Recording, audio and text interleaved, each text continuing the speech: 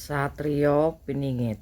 Makin gencar kita mendengar kisah tentang sang kesatria tersebut.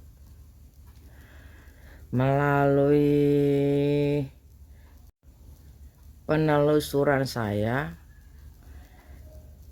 sang kesatria tersebut adalah seorang kesatria yang benar-benar tabah, yang benar-benar pilihan yang maha kuasa.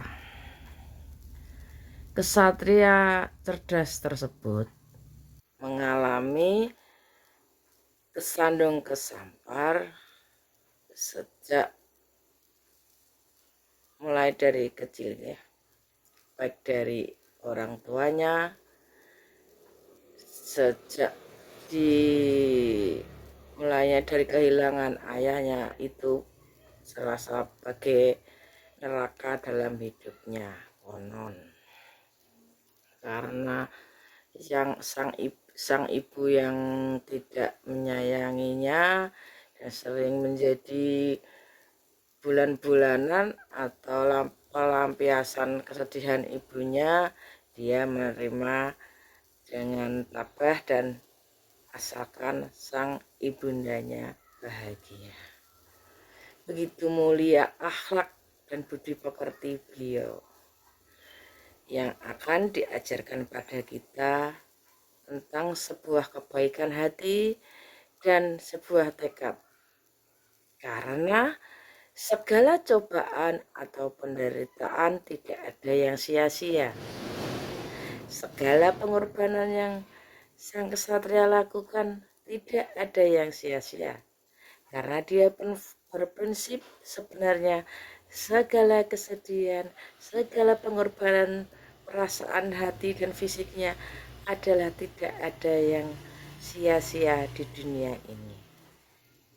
Dia tahu cobaannya tak lepas dari pantauan leluhur. Dia sangat tahu dia adalah alat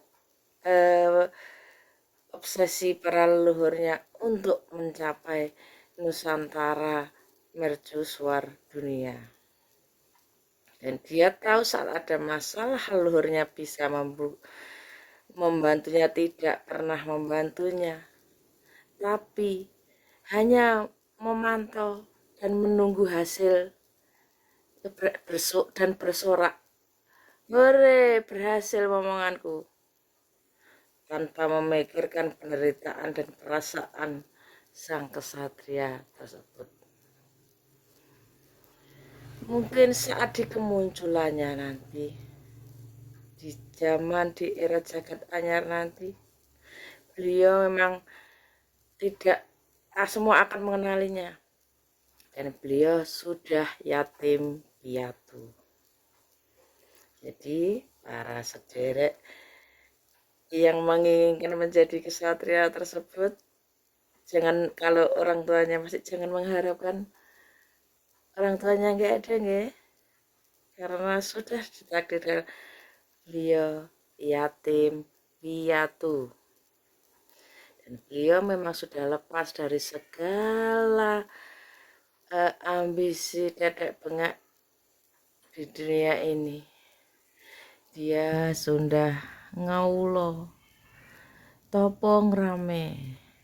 Dia benar-benar tunggal, tidak mengharapkan yang tidak baik atau yang bersifat keduniaan, nggih. Dipahami sendiri, karena saya yakin pemirsanya juga bukan orang yang awam, dan kalau memang kesatria bisa menangkap dan setidaknya bisa berpikir baik, berkomentar baik, karena itu adalah cerminan. Tidaklah mungkin seorang kesatria akan menyinyiri, karena hakikatnya sang kesatria tersebut sepi ing pamrih rame ing gawe, tidak kebanyakan ngomong dan tidak suka mencela orang lain. Jadi kalau ada kesatria mencela orang lain, itu jelas bukan kesatria. Mending kita yang biasa-biasa aja, Tidak usah mengaku-ngaku, tidak usah merasa-merasa. Yang penting semakin hari kelakuan kita semakin baik, berakhlak semakin baik, berpikir semakin baik, dan mengharapkan yang baik. Tidak perlu muluk-muluk. Yang penting kita jangan merugikan orang lain, jangan mencemooh orang lain, jangan meremehkan orang lain.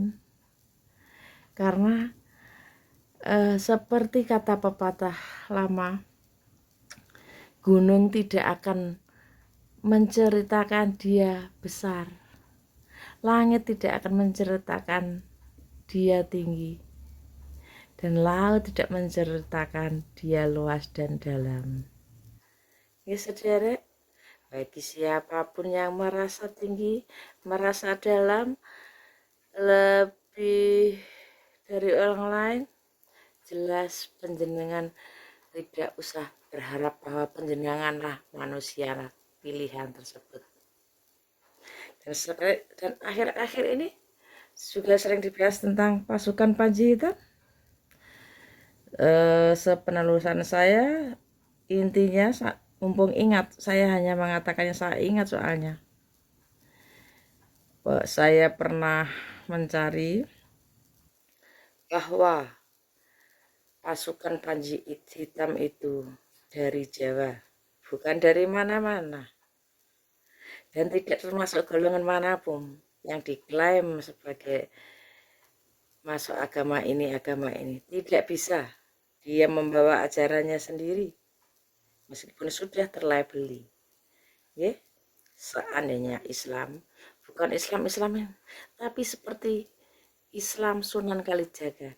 Dan Panji Hitam tersebut adalah bergambarkan lotus hitam. Berada? Bagi saudaraku semua yang mempercayai dongeng saya ini, saya penjenengan sangat bijak. Bagi yang mempunyai pikiran sendiri, silahkan, karena kita beda mode. Dan mode saya adalah Satrio Piningit, pemilik Laskar Hitam. Karena nanti di kemunculan beliau, semua orang mengenalinya dan akan semua menundukkan kepala. Saat beliau menaiki kuda dengan pasukannya, semua akan menunduk hormat. Tidak ada yang kurang ajar secara sifat maupun pikiran maupun pandangan. Ya, nanti sang kesatria tersebut saat berkeliling dengan pasukannya membawa bendera berlambangkan lotus hitam dan bendera hitam, baju-baju hitam, rata-rata memakai baju jirah, semua akan mengenali inilah beliau. Tidak ada yang berani lagi mengaku-ngaku. Silahkan bagi yang tidak menyukai menantangnya, dipersilahkan. Begitu kira-kira saudara. Semoga saat kita ketemu beliau nanti, kita mau menekukkan lutut kita untuk memberi penghormatan pada beliau, sang manusia suci dan pilihan dari Yang Maha Kuasa. Rahayu benaringan selamat.